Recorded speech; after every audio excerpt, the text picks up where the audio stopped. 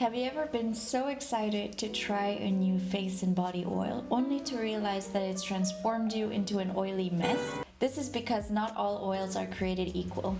While some just sit on the top of your epidermis, others are lightweight and absorbed fast into the skin. This oily serum I'm about to show you is very simple actually. It's just Squalane Bakuchiol, a plant oil, and a little bit of vitamin E. But in case you're wondering what on earth is Squalane and Bakuchiol, let me explain. Squalane is actually very familiar to our own physiology. Squalene, the precursor of squalane, is actually present in our own sebum. In the industry, squalene is modified into squalane through a process called hydrogenation, which is simply where they put a hydrogen molecule on the squalene molecule to make the oil saturated and so therefore more stable.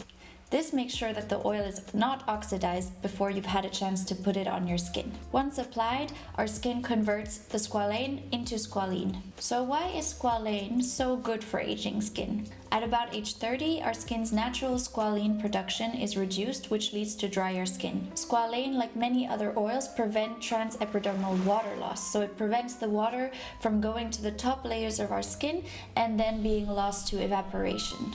But unlike other oils, squalane absorbs fast because our skin recognizes it as its own. It is also thought that squalane is an antioxidant, which helps reduce oxidative stress caused by different factors such as UV light, smoking, etc.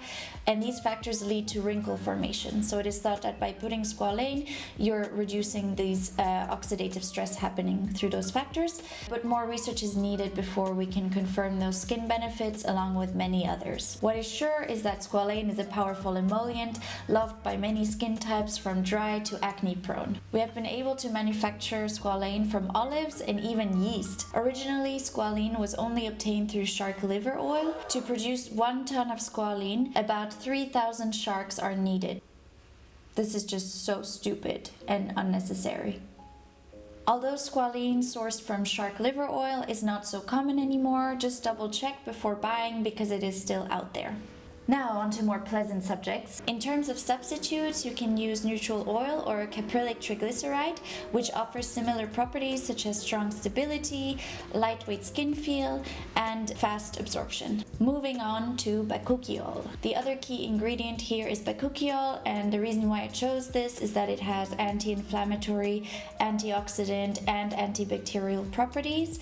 This makes it great for mature and acne-prone skin. It is dubbed the gentle alternative to retinol since it doesn't cause side effects such as redness or peeling. It can also be used in the morning since it doesn't cause photosensitivity, and pregnant women and people with sensitive skin types can use this too. Now that being said, it is still a natural ingredient, and with any plant extract we want to make sure we don't have any sensitivities to it by doing a patch test.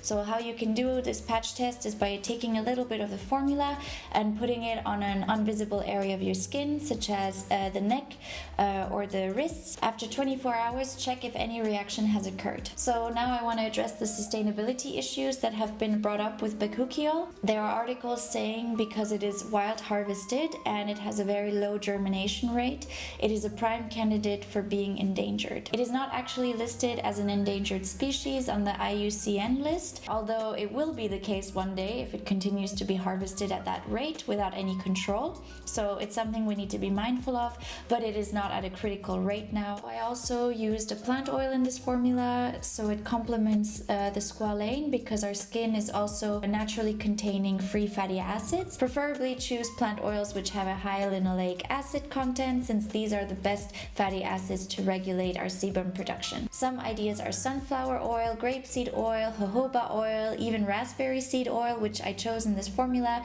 because I just love how light it is, the smell.